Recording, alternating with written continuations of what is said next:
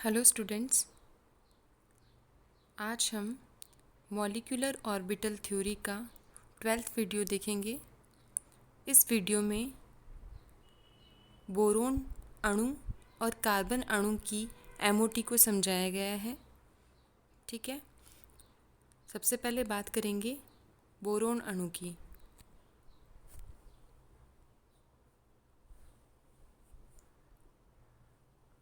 B2, ठीक है, जो बोरोन अणु है वो दो बोरोन होमोन्यूक्लियर एटम से मिलके बना है। बोरोन के बाह्यतम कोश में जो इलेक्ट्रॉन कॉन्फ़िगरेशन है वो क्या है, 2s2 2p1। इस बोरोन के बाह्यतम कोश में भी सेम 2s2 2p1। इसके पास 3 इलेक्ट्रॉन बाह्यतम कोश में। इस बोरोन के पास में भी 3 इलेक्ट्रॉन, यानी B2 जो है मॉलिक्यूल वो 6 इलेक्ट्रॉन सिस्टम है, जिसकी एमओटी हम पढ़ेंगे, एमओ डायग्राम जिसका हम पढ़ेंगे। बोरोन परमाणु में 2s तथा 2p कक्षकों के मध्य बहुत कम ऊर्जा अंतर होने के कारण B2 अणु का ऊर्जा स्तर आरेख चित्र 4.12 जैसा होगा, जैसा कि हमने पहले बात की थी पहले वीडियोस में, जिसमें पाई आबंधी कक्षक सिग्मा पीपी आबंधी कक्षक की अपेक्षा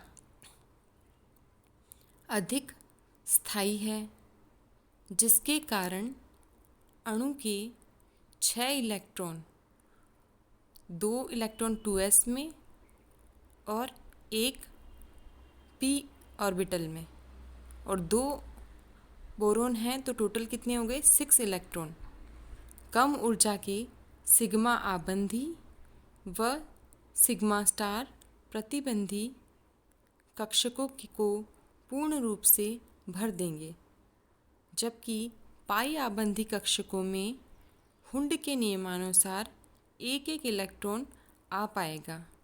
स्पष्ट है कि 2 अयुग्मित इलेक्ट्रॉनों की उपस्थिति के कारण यह एक अनुचुंबकीय अणु होगा, जिसमें 2 बोरोन परमाणुओं के मध्य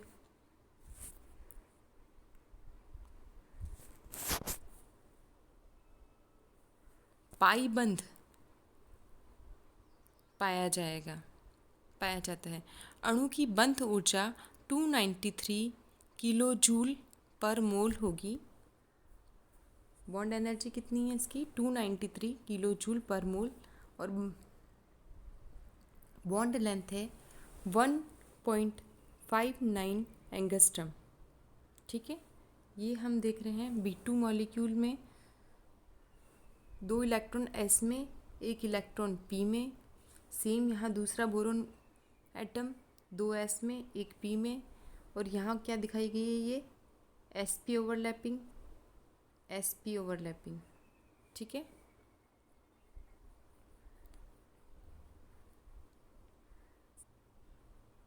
sp ओवरलैपिंग की वजह से सिग्मा एंटी बॉन्डिंग की ऊर्जा थोड़ी सी कम, और सिग्मा की ऊर्जा यानी p ऑर्बिटल pz से बनने वाली सिग्मा की ऊर्जा थोड़ी सी ज़्यादा हो जाती है।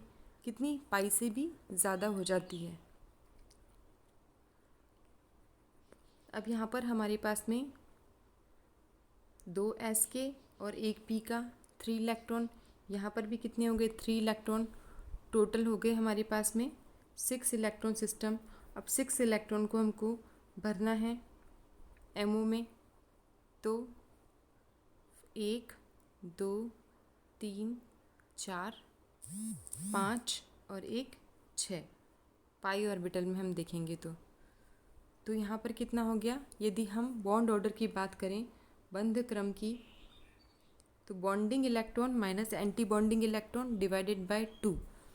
तो बॉन्डिंग इलेक्ट्रॉन कितने हो गए, 2 तो ये और 2 ये, टोटल कितने हो गए 4 माइनस एंटी बॉन्डिंग कितने हैं हमारे पास में, 2 डिवाइडेड बाय 2 कितना आया आपका 1, यानी बोरोन बोरोन एटम के बीच में कितना बंध क्रम है? 1। ठीक है। और जो बोरोन मॉलिक्यूल है वो कैसा है? अनुचुंबकीय, क्योंकि यहाँ पर 2 अनपेयर्ड इलेक्ट्रॉन उपस्थित हैं जो पाई पी एक्स और पाई पी वाई में उपस्थित हैं। 2 अनपेयर्ड इलेक्ट्रॉन यहाँ उपस्थित हैं पाई पी एक्स और पाई पी वाई में। तो B2 मॉलिक्यूल कैसा है? अनुचुंबकीय।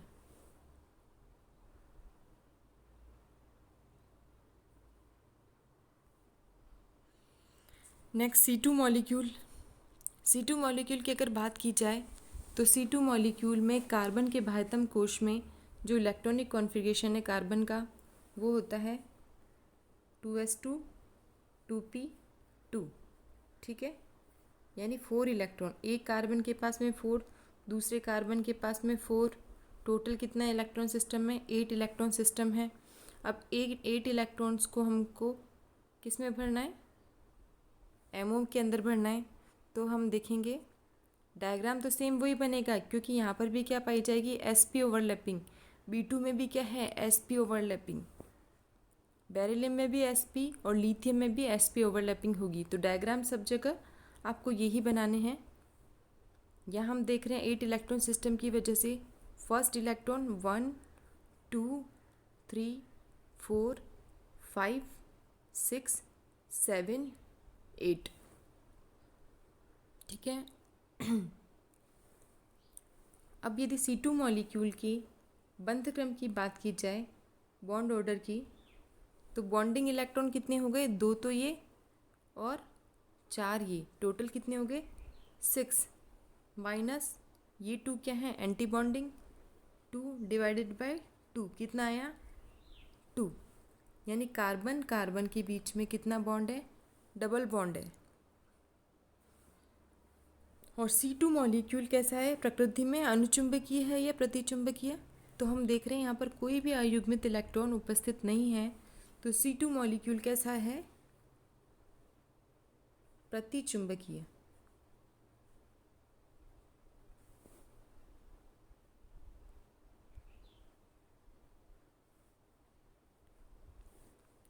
तो हम देख रहे थे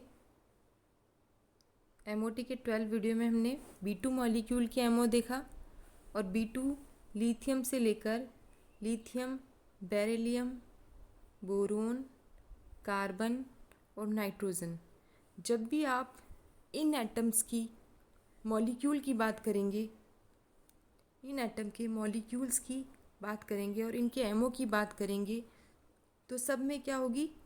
sp ओवरलैपिंग। sp ओवरलैपिंग होने की वजह से जो डायग्राम बनेगा वो आपको इस तरह से ही बनाना है।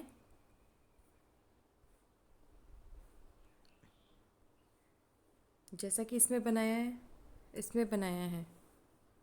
ठीक है, तो ये आपको नाइट्रोजन तक बनाना है, ऑक्सीजन के आगे आपको इस तरह का डायग्राम नहीं बनाना है।